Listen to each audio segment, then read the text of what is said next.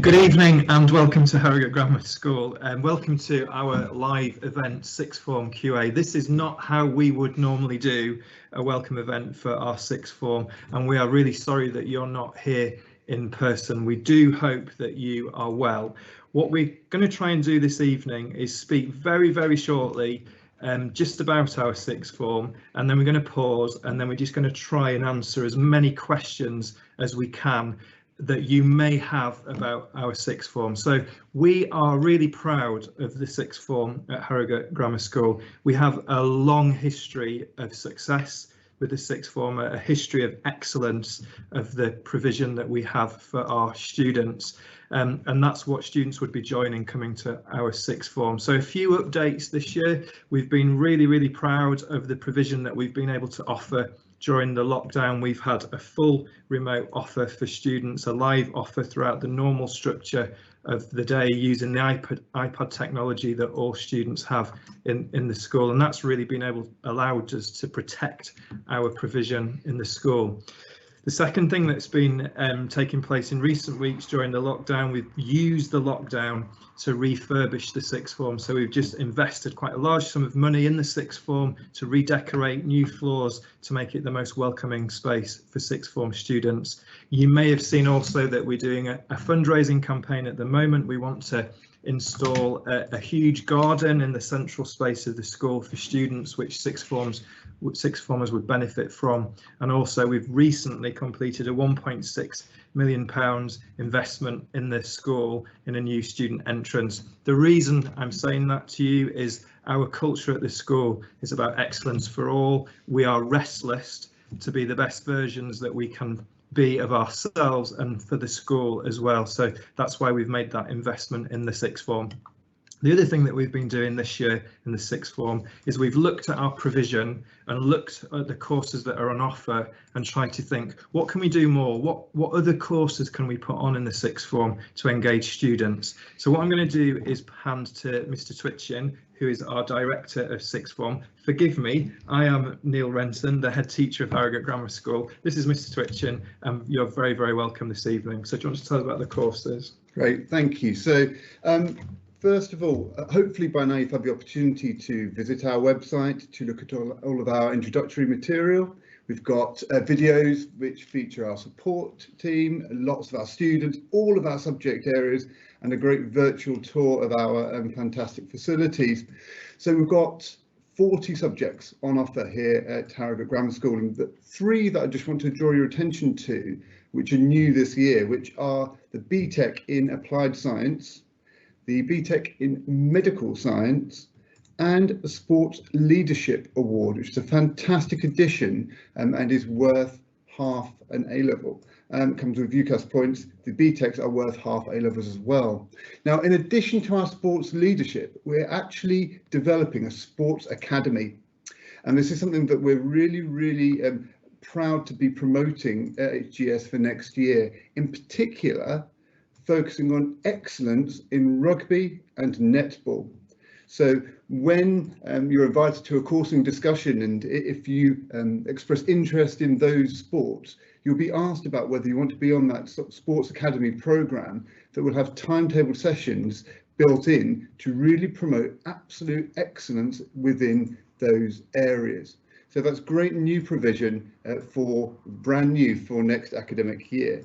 So, as Mr. Renton says, the purpose of this evening's broadcast is just to be able to provide any answers to key questions that you might have still remaining, either having watched our materials and questions that have just come to light, or questions that have just popped into your head, or if you haven't had a chance to look at those materials yet, we are here to answer those questions for you. In addition, by the end of the day tomorrow, we will also have some subject tasters up on our website. So these are 10-minute sessions which have been prepared by our subject areas, which give you a flavour of how we teach. So previously we've told you about what's in the course. These are 10 minutes, essentially a taster of a lesson. How do you think in these subjects? How will you work? So you get a really good idea to help you make a really informed choice when making your application. So we've already received a large number of questions actually coming through already, which is fantastic. So please do add your questions to the Q&A function, which is visible on your screen if you wish to ask, and we will then endeavour to answer all of your questions as we go through. But we do have some questions that have come in already. So we will probably just make a start with a couple of those. Yeah, okay, so the first question then we'll deal with is, can anyone apply, or do you need to be in a particular catchment area to apply to the school? Mr. Twitchen. Great, really great question, especially given that our team has recently conducted coursing discussions with people from Egypt and from other places within the UK as well, from Durham and from London. So no, there is no catchment area for our sixth form, and anybody can put in an application. You need to be able to access the school on a daily basis, of course, but our bus provision is there to support that from Leeds, from Pateley Bridge, going down to Boston Spa and Tadcaster. So we have students from a really wide area coming to our sixth form to access the excellent teaching and learning that goes on here. So it's probably, thank you, Mr. Twitchen. So to add there, probably interesting just to talk about the numbers in the sixth form. So we have a sixth form of 600 students, made up of, this year it's 320 students that are in year 12, slightly fewer students that are in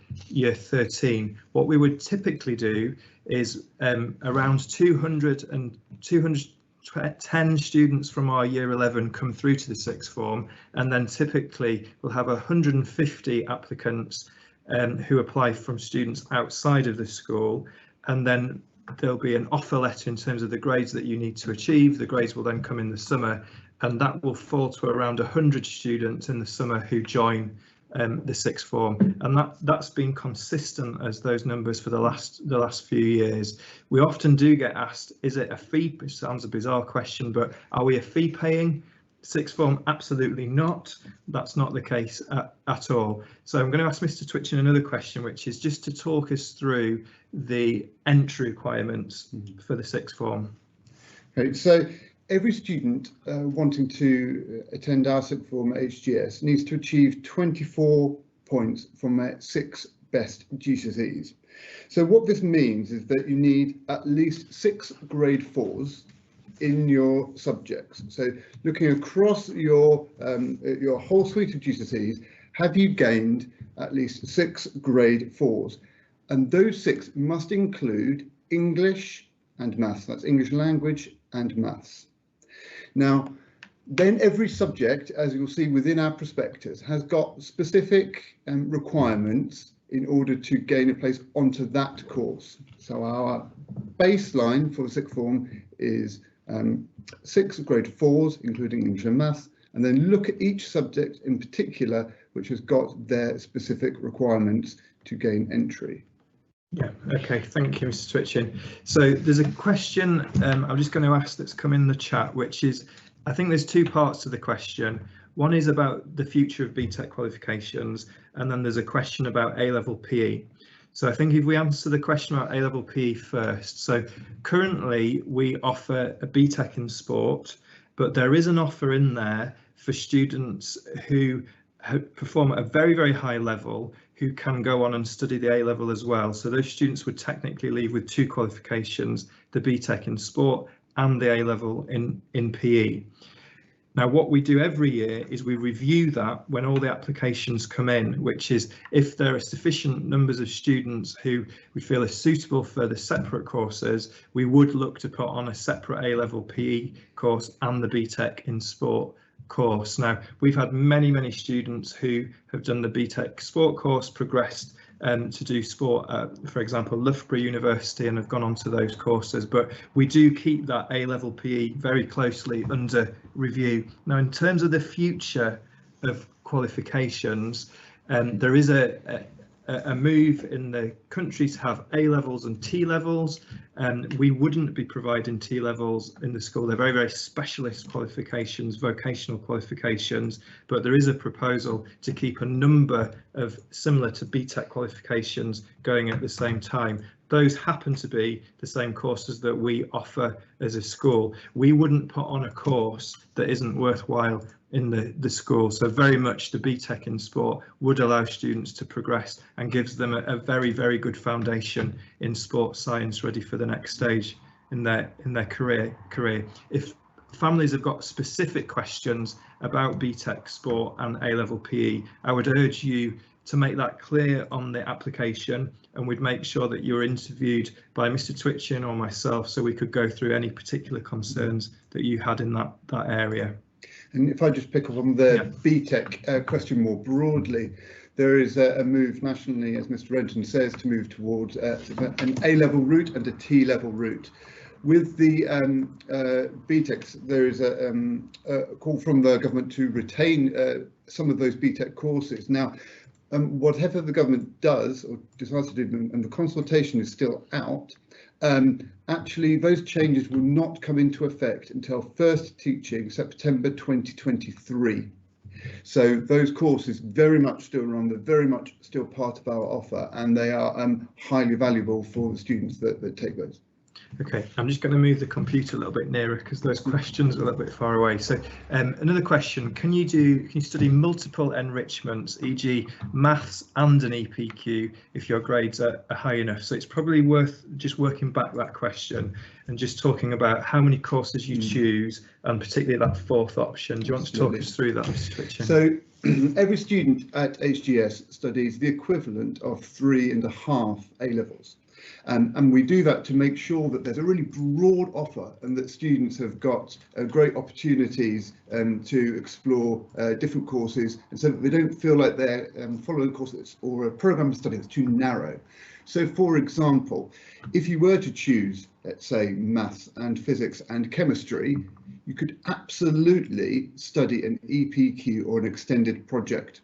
Now, the half courses that we have include some of those that I mentioned earlier, but just to be really clear, we've got a number of half courses.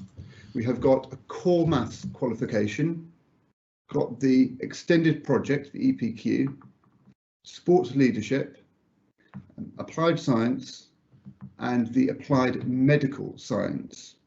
So those are all equivalent to half courses that students can be taking on top of 3 A-levels. In addition to that, we also run AS Maths in a year, which is another half A-level.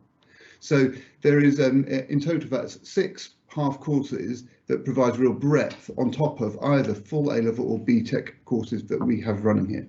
Yeah, so the choice when a young person comes for an interview is 3 full courses. One of those may be 2 A-levels and a BTEC course. There's a question about what proportion of students do A-levels. The vast majority of courses are A-levels in what students take. So students will select the 3 and then a 4th option. And what we've tried to do is broaden that 4th option so that there's more choice available for students. But the way the timetable is built, there's actually the opportunity. You can do 5. People don't do 5 because you don't need to do 5, but that gives us the flexibility to have 3 A-level subjects or 2 in a BTEC, 1 additional enrichment wider course, and then in the 5th block we tend to put study periods for students to use.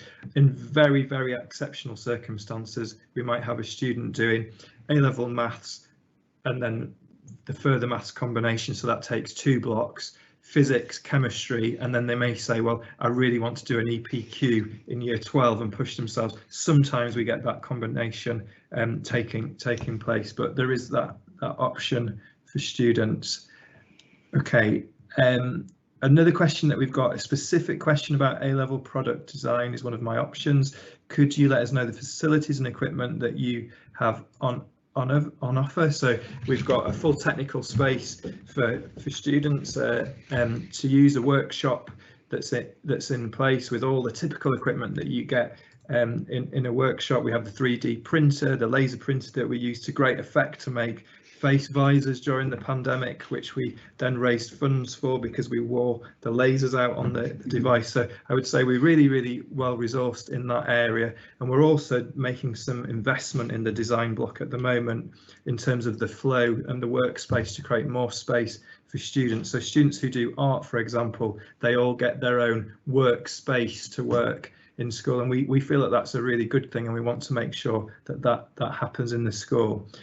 And actually just going into those art and photography areas is just fantastic. As a history teacher myself, it's a completely different environment to go in there, and the atmosphere that is generated in those rooms where students have their own workspace, they really own it, and they care for each other, they care for each other's work, and it's just such a creative space, and it's genuinely inspirational to go into. Good, thank you. So really quick question, when does the application need to be submitted by? So the deadline is this Friday, the 12th.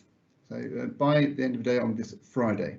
So I think we're just going to stay on that question just for a moment and just try and think through what happens next. So you make your application online. What's the process then until September, Mr. Twitchin? So once you've made your application, you'll receive an email confirmation that we have received that. The next stage is that then a coursing discussion will be arranged. Now, we've been doing these using Microsoft Teams, and you'll be invited to one of those, and that coursing discussion will be with one of our experienced sixth form team. And that's just an opportunity, first of all, for us to get to know you a little bit, speak to you one-to-one, find out what you're interested in, find out what your ambitions are, but also just to talk through your courses and to talk through the combination and how confident you are in achieving those kind of grades, and to provide an opportunity for you to ask us any particular questions. Now, based on the outcome of that meeting, we will then write to you, making you an offer, a conditional offer of a place.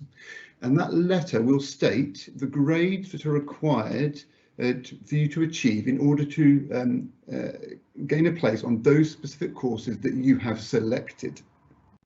So that offer letter will come out to you, and then in the summer, we intend to hold an induction event. Now, that at the moment is still somewhat up in the air, whether that will be remote or whether that will be in school. It'd be brilliant to be able to do that in school, but we will do something fantastic or whatever, as we did last year. And that's an opportunity to show you a bit more about the sixth form and to integrate you further. We then await the results, and when results come in, we ask that you send us a copy of those results, and we will confirm your place.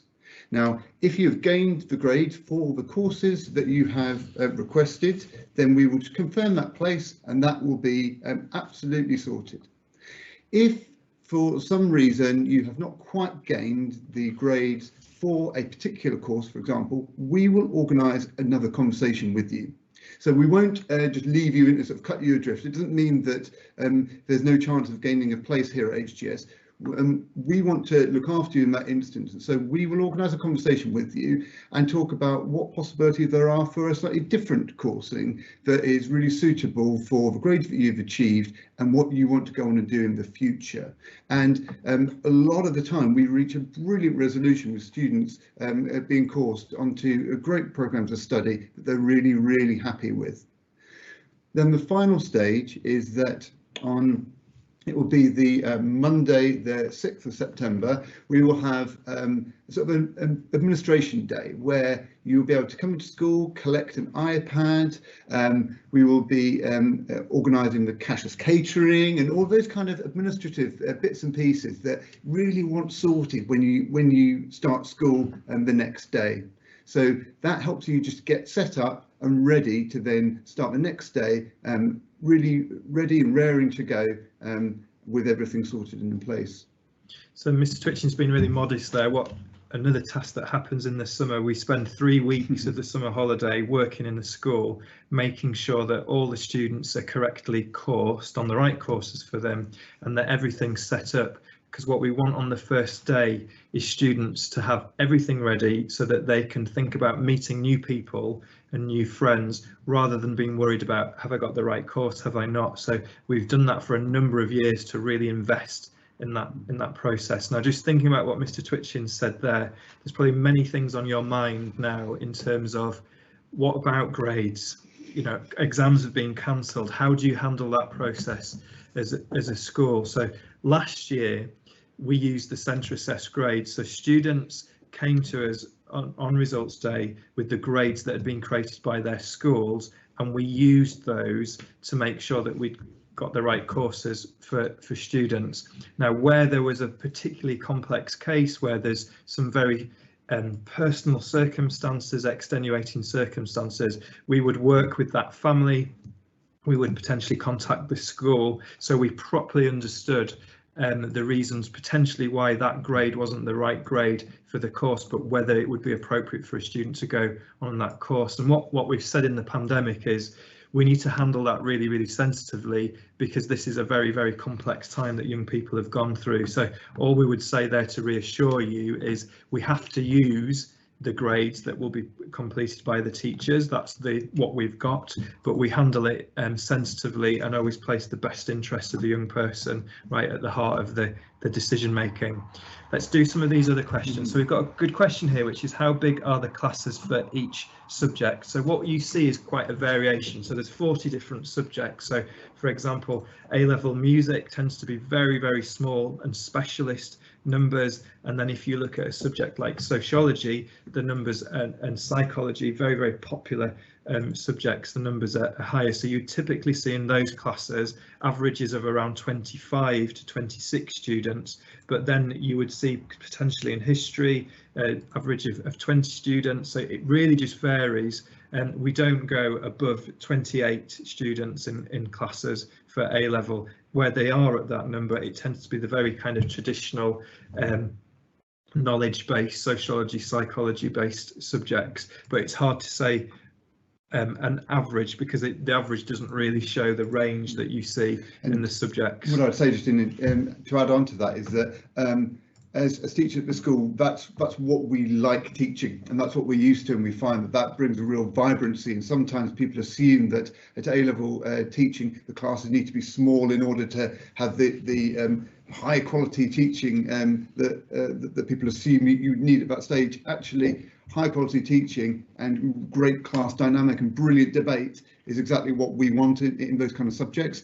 Yeah. 20 to 25 is a fantastic number to teach A-level. Yeah, and we see when we recruit teachers for the school, that teachers want to come to our school because they want to teach in our sixth form, because they want to practice their subject. Many of our teachers are examiners. We've encouraged them to become examiners so that they can support students. A couple of our teachers are published authors and written the textbooks that the students use to study. So another question that we've got here: if I take a subject for AS level, can I carry it on to do an A level? Which is a really interesting question. And a few years ago, we would be able to say in year one, you choose ASs, and then in the second year, you go on and you choose your A2, but that has all changed. So what you choose in year 12 is it's a decision to study a course for 2 years for 3 of the subjects. And that's why this process is so important, that when students come to interview, offer their consultation, and when they've studied all the materials, you are making a decision to study the 3 main courses for 2 years. Now, what we do is it does feel like, oh gosh, well, what if I make the wrong choice? So we want you to be as clear as you can with us when you come to the interview, because we will then build our timetable.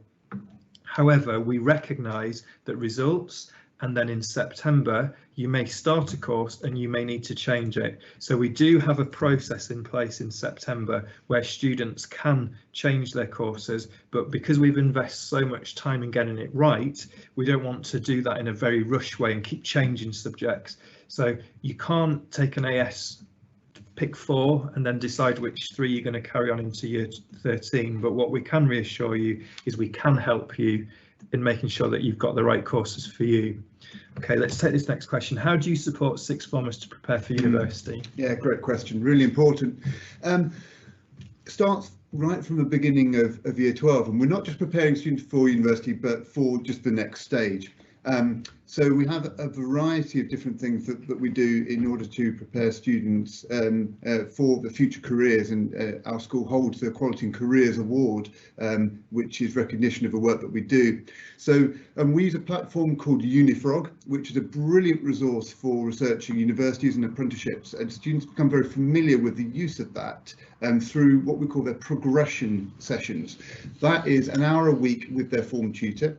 And in there, they'll be looking at future courses, careers, different options that are available.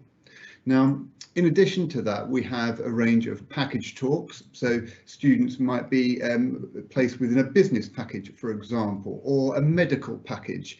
And we bring in experts from outside, whether that's remotely or in school, to speak to them about careers, about university courses, and about options that are available to them beyond the sixth form.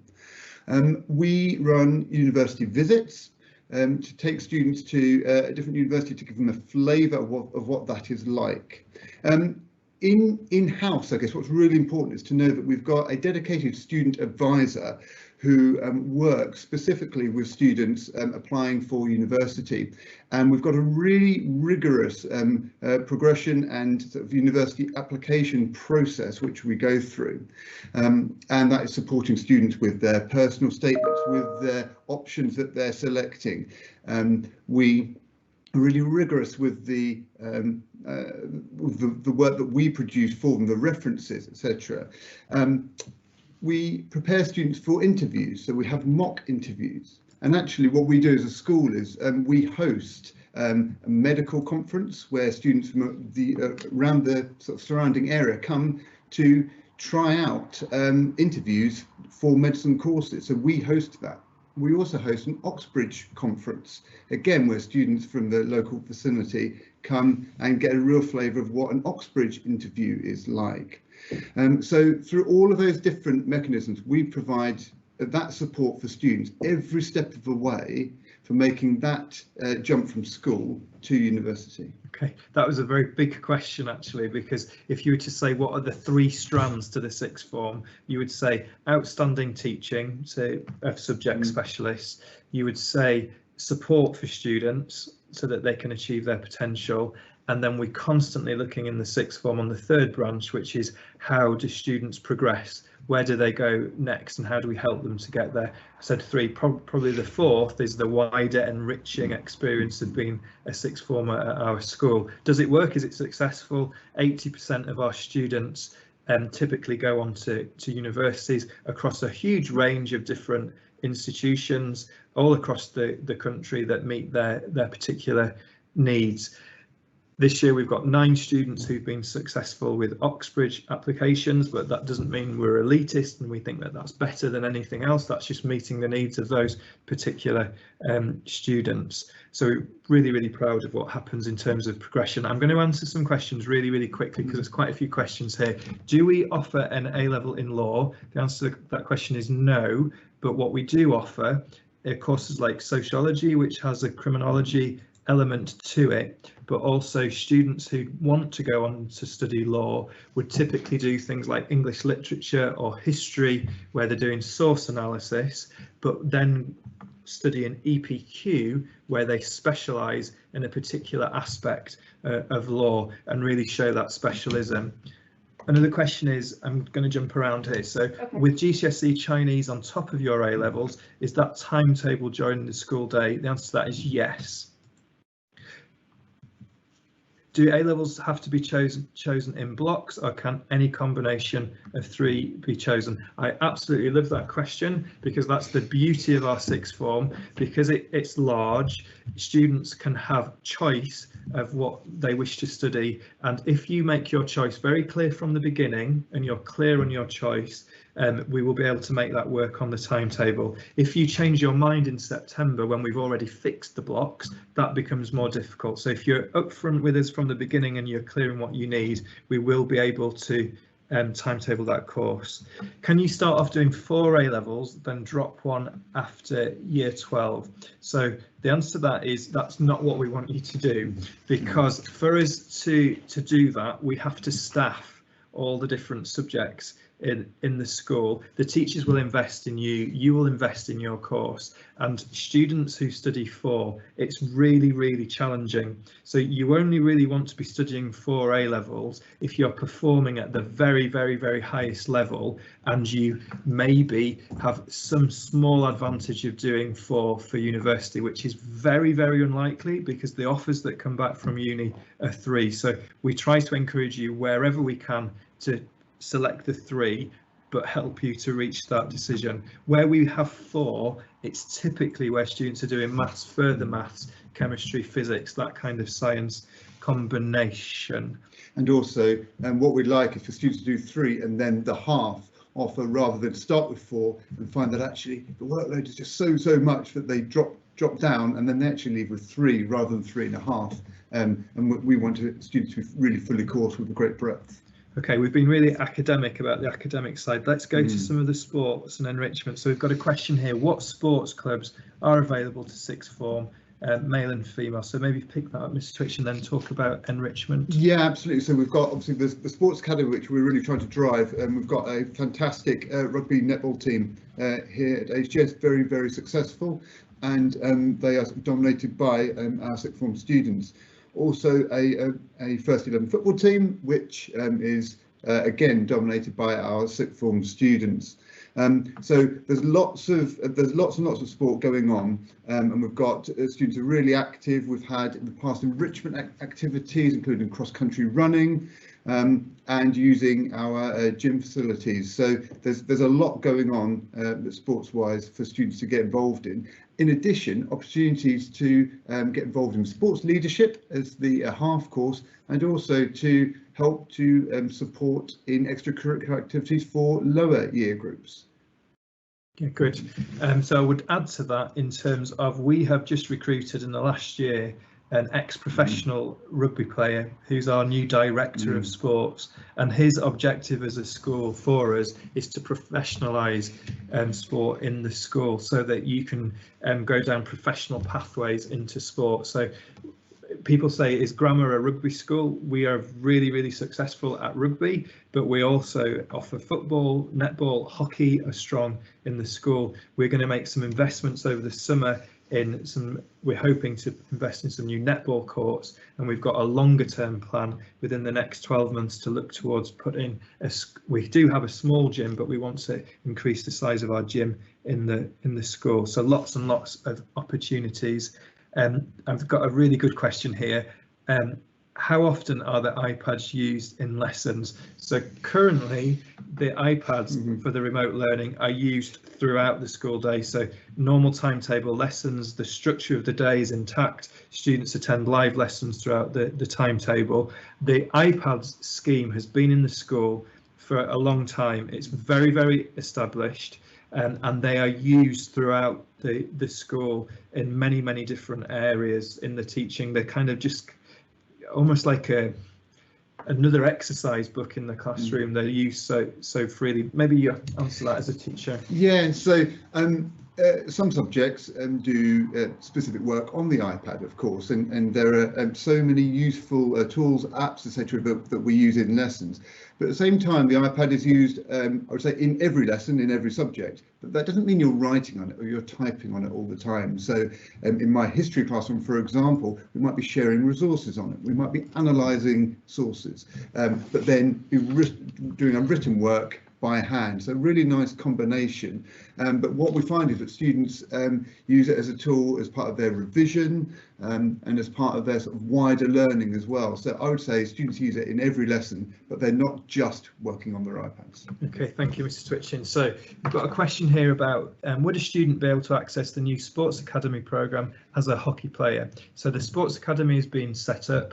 The sports leaders will be taught through it, and we're hoping to get gym use in there. So I think it's a really specific question, and I think we would look into how we could support that a hockey player could join the Sports Academy. But I would just urge you to put a comment about that in your application, and then we can pick that up at the consultation discussion. Yeah. And if you have already applied, just to send an email specifically into the school, because we would want to support that.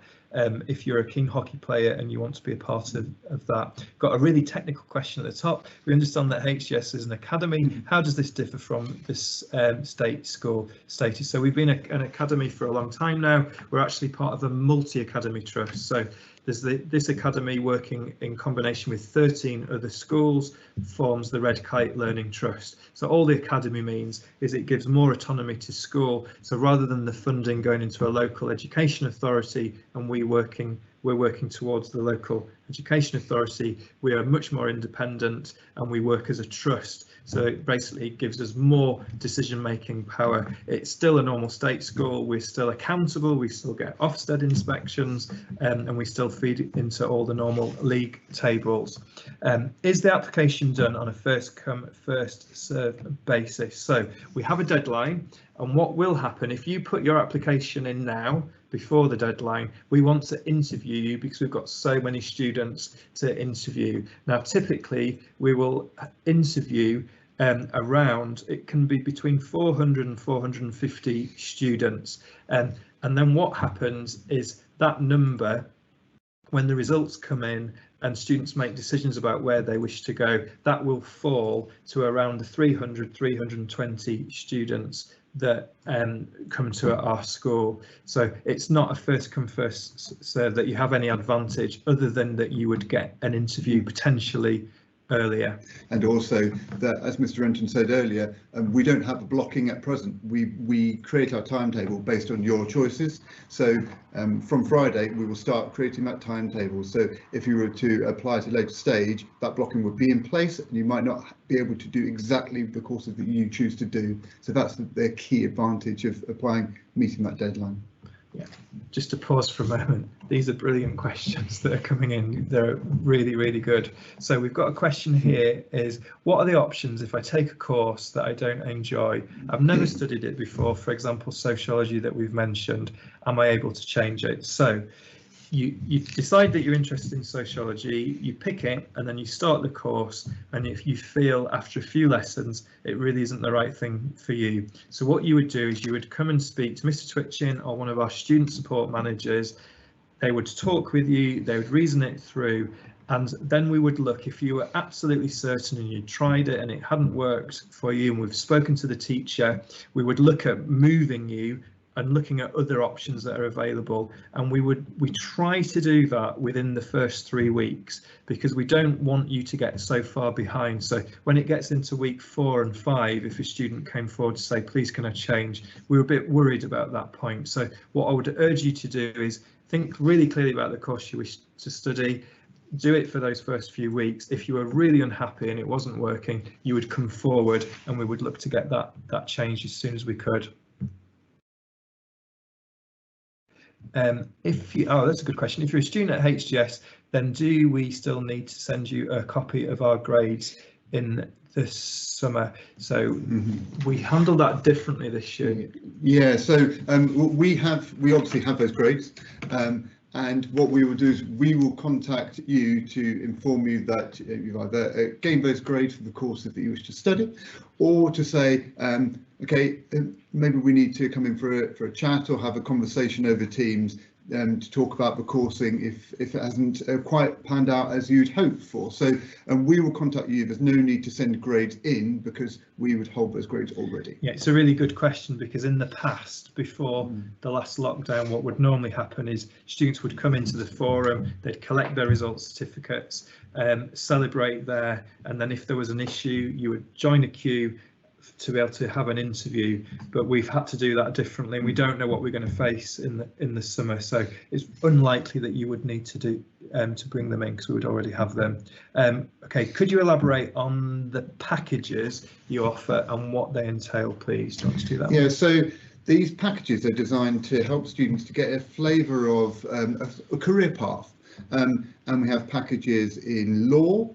So while we don't have an A-level law, we have a package in law, a package in business, a package in medicine, for example. So with those packages, what it involves is essentially external speakers coming in to talk to groups of students about the types of things that are available, types of career paths, and we try to get people who have got different experiences from slightly different angles. And the intention there is it's not a formalised process, but it's essentially a number of sessions throughout year 12 to give students an idea. Let's say if you're in a law package, okay, and what kind of careers are there down the legal route? Okay, there's sort of solicitors, there are barristers, and there are different types of law. So there'll be essentially presentations and sort of sessions with students to give them that flavour. Now that doesn't mean that you're bound to go and apply for law, but it's an opportunity. If you think, oh, that interests me, I might go and find out what it's about.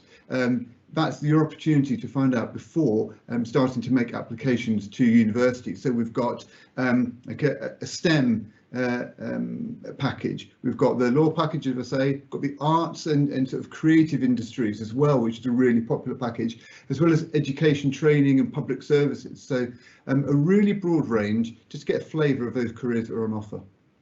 Yeah, and we've done that for a few years, so we're really looking that we've got a number of top professionals in their fields who've worked with the school, who come in and talk to students about why they do the job that they do, why do they love it, how much do they earn, and tell us all those kind of great things about their career, just to inspire students. So it's coming from actually top professionals rather than us as teachers about what they do. Okay, let's see if we can do some more of these questions. So we've got a question about what is the Sports Academy, please? So just a really basic explanation of that, Mr. Twitchin. Essentially, the Sports Academy is an attempt for us to really professionalise certain sports and sporting success at this school. So if you're part of a Sports Academy, you do the sports leadership as your half course, but then you'd also have timetabled training sessions in rugby, netball, and we're trying to promote that to hockey as well as strength and conditioning sessions. So you'd have specialised coaching to really professionalise your route in that sport.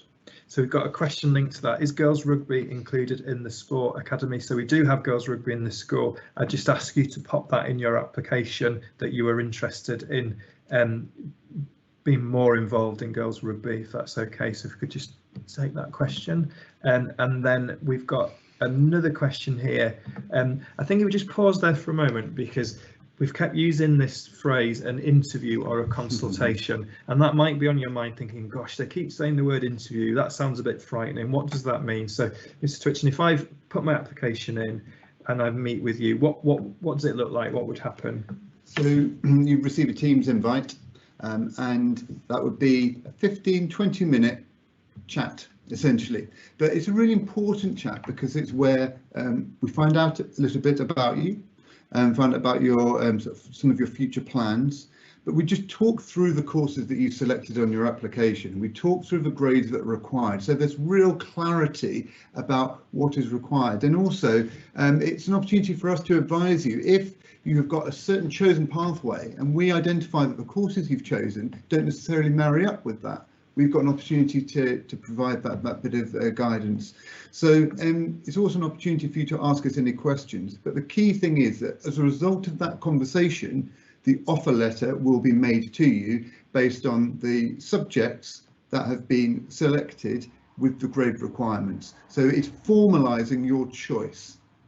Yeah, and you're not judged in any way in the interview. They're wonderful to do. Yeah, it's just an exchange of information, of getting to know you. So other questions: are the sixth form students completely separate from the lower school? So we have a sixth form block. There's a separate entrance for sixth form students. At the moment, because of the COVID restrictions, year 12 go right, year 13 go left, and they have a separate space. In normal times, that wouldn't happen, and year 12 and year 13 students would mix freely, but we're very, very lucky to have our own sixth form block, and that's why we call it the sixth form at Harrogate Grammar School, so you have that separate space. Does it mean that you see some students in the lower school? You do, because you may walk through into the new garden area, for example. You may have drama where you need to use the drama studio, and so there is that movement through the school, but predominantly you would be in the sixth form block.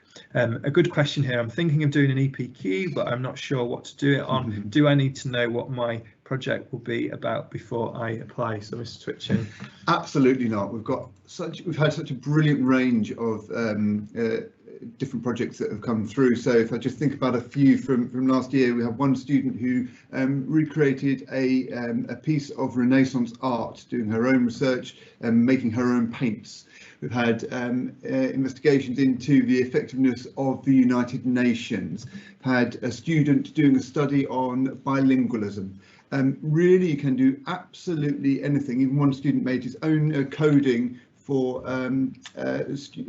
people with dementia to act as sort of identification coding at a front door, so that they could help to identify those who are coming to their front door. So really absolutely anything. And what's wonderful is that of well over 100 EPQs that we put in for the entry in November, the results came back in January. We had 35% of our students achieved an A-star, and it's absolutely fantastic because there's no grade requirement to get onto that course, and students just embrace it so much, and it's wonderful to teach. It's a fabulous qualification to have, and really develops a lot of independent skills, and the universities see it. Yeah, exactly. Okay, so another question here. I'll do this one. How does the transport work? For example, do you need to apply for it? So what you do on your application form, interview, on one of the questions is about, do you need any help with transport? You'd make that known at that point at the interview, and then what we do is we use this very clever software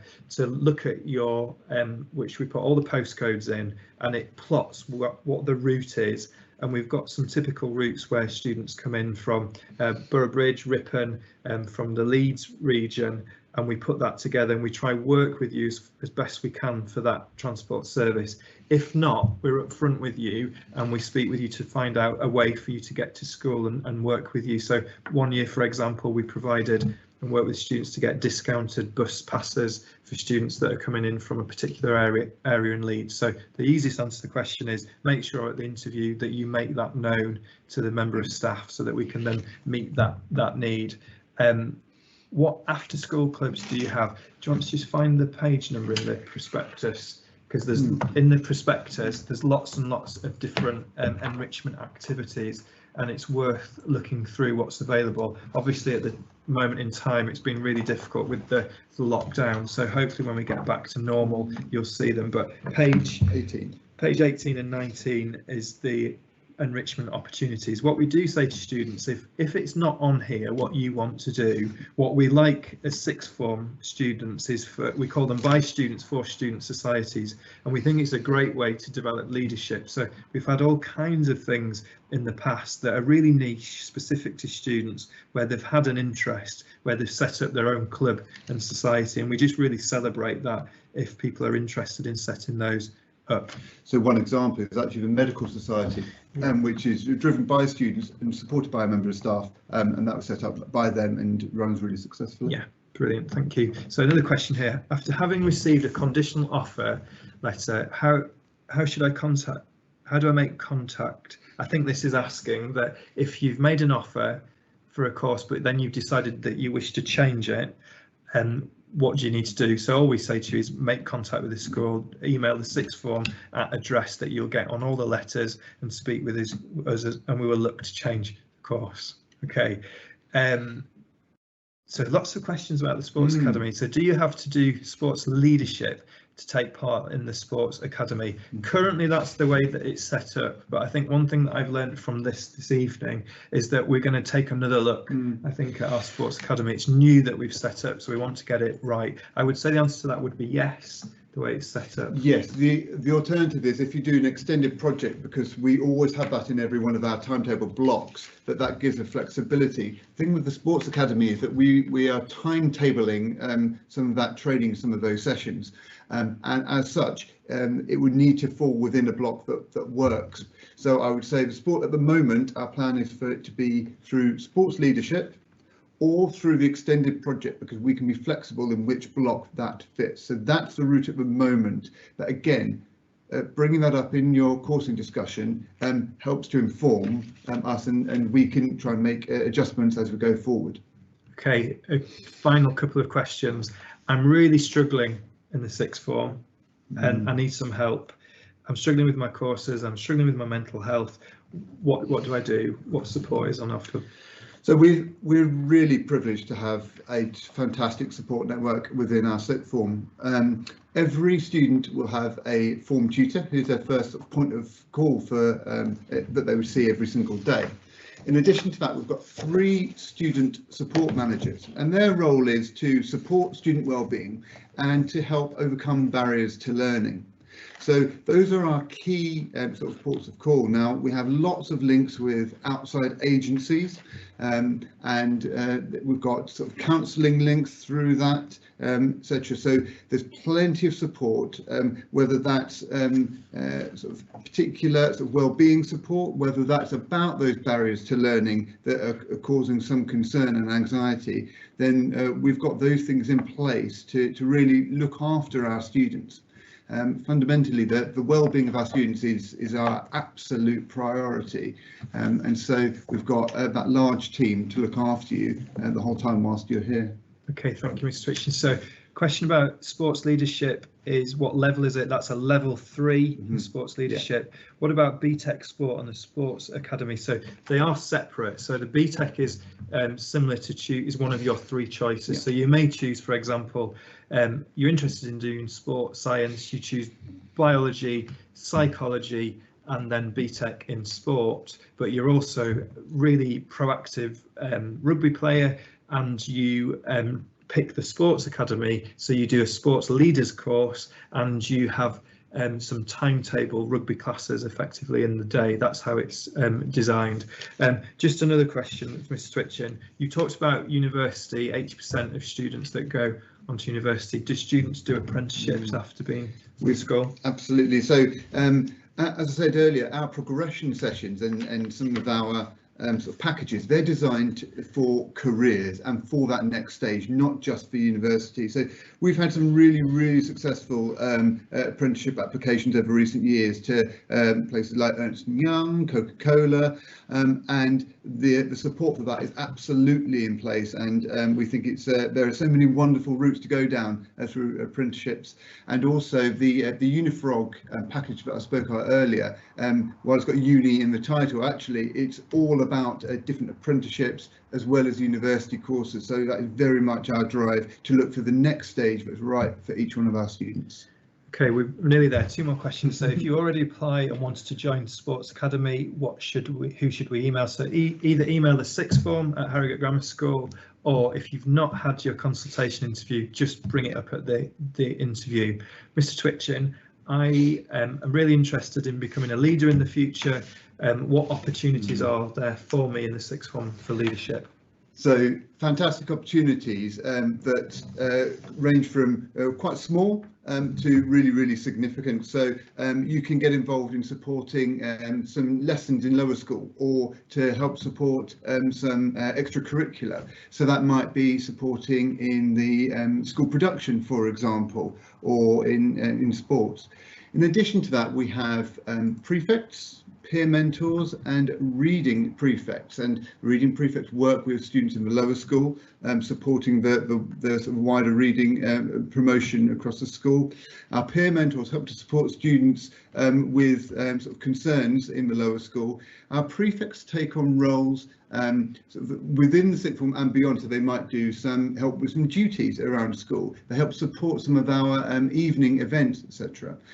Now, beyond that, we've got our leadership team. So we currently have 2 fantastic head students with another 6 deputies, and they're a brilliant team, and you could apply to become one of our head students. And it's important to know that every year our head students comprise of students who have been through Harrogate Grammar School, but also students who have joined us new in year 12, which makes it a really vibrant team, and it doesn't matter whether you've been at the school before or not. That's really important. And actually, one thing, when I was speaking to the head students just earlier, I asked them what they thought was the really special thing about Harrogate Grammar School, and they both just said the community, and that people who are new to the school feel instantly welcome, and that's really, really nice to hear. Good, thank you, Mr. Twitchen. Right, we're going to finish up there. There's a question. Are textbooks provided? So most of the resources are shared online through the iPad. We've got a folder called Showbie, which allows us to share